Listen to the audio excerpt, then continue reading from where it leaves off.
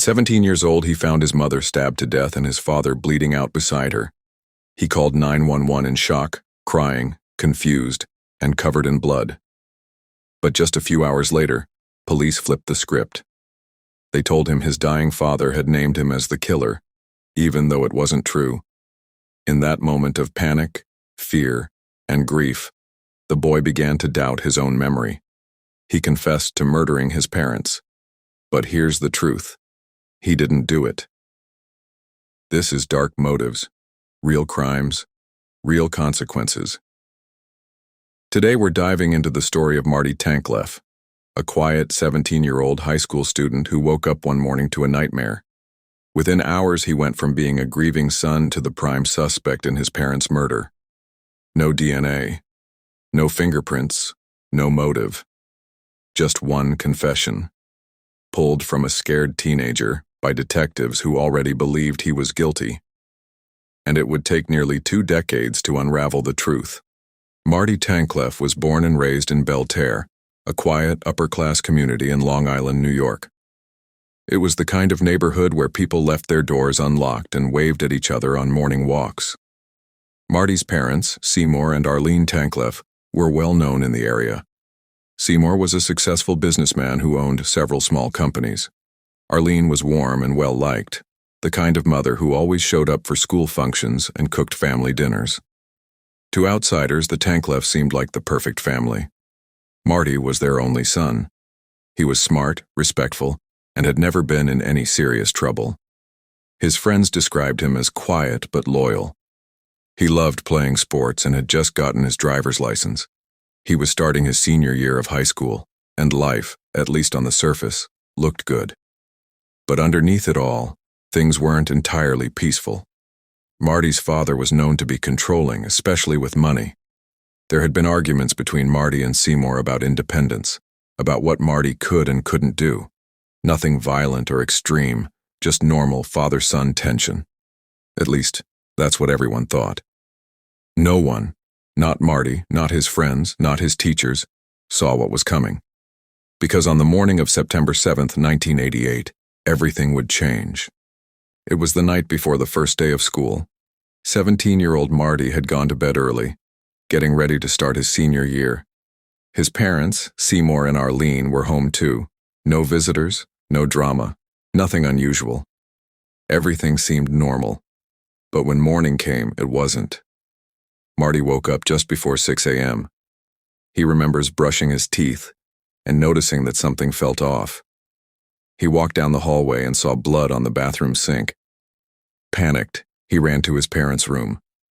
There he found his mother, Arlene, lying on the floor near her vanity. She wasn't breathing. She wasn't moving. She had been stabbed multiple times. Beside her, on the other side of the room, his father, Seymour, was slumped in a chair, still alive, but barely. His throat had been cut, and blood soaked through his clothes. Marty ran to the phone and called 911. The dispatcher could barely understand him through the panic. When police arrived, they found Marty waiting outside, barefoot, shirtless, shaking. He told them exactly what he had seen, that he had just woken up, walked in, and found both of his parents like that. He didn't try to run. He didn't hide any evidence. He even told officers that he thought his father's former business partner, Jerry Steuerman, might have had something to do with it. Steuerman had recently been in a heated dispute with Seymour over money, and just weeks before, things had gotten physical. But the detectives weren't listening. They had already started forming their own theory, and in their version of events, Marty wasn't a witness. He was the prime suspect. Before I show you how detectives got a teenager to confess to a crime he didn't commit, make sure you're subscribed. If these real-life mysteries keep you up at night like they do me, you'll want to follow every twist. I post new cases every single day, right here on Dark Motives. Now, let's get back to what really happened inside that interrogation room. The official timeline says the murders happened sometime before sunrise. Arlene Tankleff had been stabbed multiple times in the back and neck. There were no signs of forced entry, no valuables stolen, no signs of a break-in. Seymour Tankleff was found alive, but his throat had been slit. He was bleeding heavily and couldn't speak. He died later that morning at the hospital. The crime scene was brutal, but strangely quiet. No neighbors heard anything. There were no bloody footprints leading out of the house. Marty had no blood on his body other than what transferred when he found his parents. His clothes weren't soaked. His hands were clean.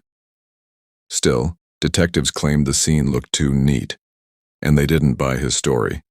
They brought Marty in for questioning at the Suffolk County Police Station. He agreed without a lawyer. He was 17, scared, and in shock. He kept insisting he had nothing to do with the murders. Then came the turning point. Detective James McCready told Marty something that wasn't true. He said, "Your father woke up before he died and said you were the one who attacked him." That was a lie.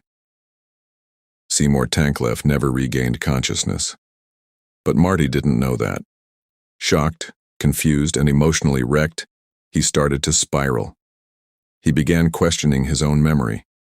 He said things like, "If my father said I did it, maybe I blacked out." He tried to piece together a story that might make sense to the police, a story that sounded like a confession. And once they heard that, they stopped listening to anything else. With what they called a confession in hand, detectives stopped looking at other suspects. They didn't collect fingerprints from the rest of the house. They didn't investigate the business disputes Seymour Tankleff was involved in. And they ignored the name Marty gave them from the very beginning, Jerry Steuerman. Jerry had been in a long, bitter argument with Seymour over money. Just 2 weeks before the murder, during a meeting at the Tankleff home, Steuerman had gotten so heated that he threatened Seymour in front of witnesses. He reportedly said, "I'll kill you." Then, strangely, just days after the murder, Steuerman disappeared. He faked his own death. He left behind a fake suicide note, changed his appearance, and ran off to California under a different name. When police finally tracked him down, he claimed it was just stress and fear that made him run. But instead of treating that like a red flag, detectives cleared him without charging him. They stayed focused on Marty. Meanwhile, Marty's so-called confession was weak. He never directly said, "I killed my parents." He spoke in fragments, in hypotheticals, trying to make sense of what the officers were feeding him. The interrogation wasn't recorded. There was no video, only handwritten notes taken by the same detectives pushing the narrative. Still, the prosecutor took it to court. In 1990, at just 19 years old, Marty Tankleff went on trial for the murder of his parents. Despite the lack of physical evidence, despite no clear motive, and despite glaring holes in the timeline, the jury found him guilty. He was sentenced to 50 years to life in prison, and for the next 17 years, Marty would sit behind bars. For a crime he always said he didn't commit. For years, Marty's case stayed quiet. But behind bars, he never stopped fighting. With help from private investigators and new legal teams, he kept digging into the one thing police ignored from the start: Jerry Steuerman. That digging paid off. The new investigators uncovered witness testimony and sworn statements from people who said Jerry had confessed, privately, to being involved in the murders. Others said he bragged about how the police let him walk. One former associate claimed Steuerman admitted to hiring someone else to carry out the attack. And then came the real break.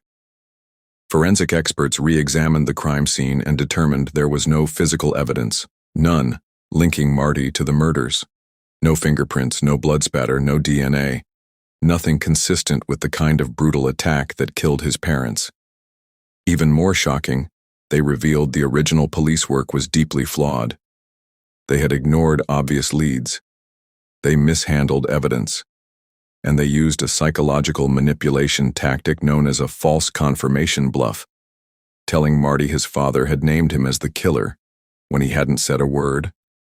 The more they uncovered, the clearer it became.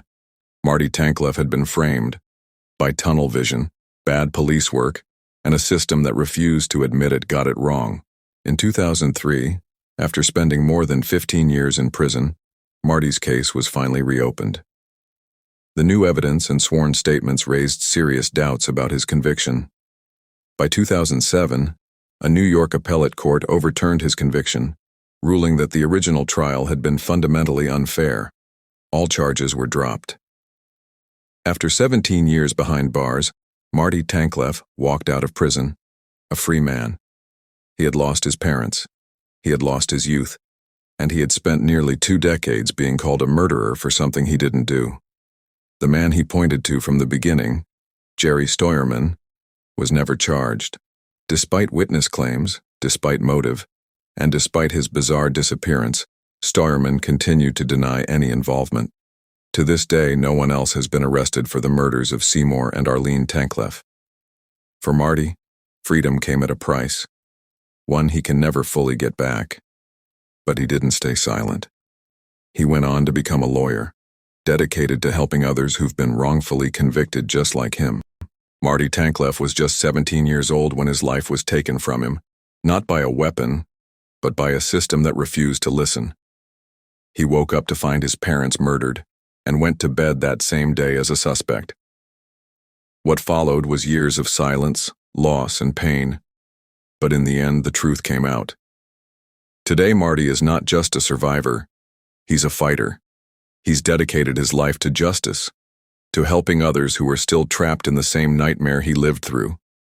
What happened to the Tankleffs may never be fully answered. But the question remains. If the police had just listened from the start, how different would things have been? What do you think really happened that night? Was justice ever served? Let me know your thoughts in the comments. Your voice matters, especially for stories like this. If this case made you stop and think, wait until you hear the story of a man who spent 25 years in prison because police ignored DNA evidence. Click on the video on your screen right now. It's even more shocking than this one. And if you're into real, raw stories that expose the truth, subscribe. We post every single day. No fluff, no fake drama, just real cases that deserve to be heard. Thanks for watching. Stay curious, stay questioning, and stay safe.